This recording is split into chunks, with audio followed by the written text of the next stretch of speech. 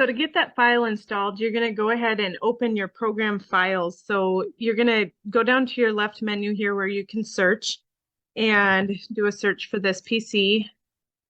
And then your Windows C folder or drive, hard drive is what you're after here. Double click on that.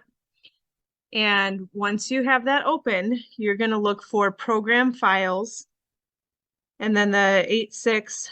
So go ahead and double click on that. And now you're looking for Melco. So right here, they're usually in alphabetical order. So find your Melco file, double click on that. Then you're looking for Design Shop. You're going to double click on that.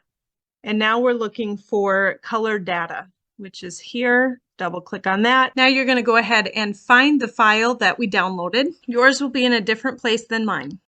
Do a Control C once you've highlighted it, and then come into this folder and Control V. I already have it here, but yours won't give you this message. If we updated it, then I would go ahead and replace it, but yours won't have a file there, so it'll automatically put it in. Otherwise, if you have it on your desktop, you can click and drag it into that folder as well. And I was thinking I copied it onto my desktop. Oh, there it is. So yeah, I copied it onto my desktop so I could just click, hold, and drag it in as well. Again, this won't pop up for you because you don't have it there already. So that is how you'll install that file. And if you want to put it in your OS as well, you can back out to this Bravo OS folder here. Same thing, go to color data and then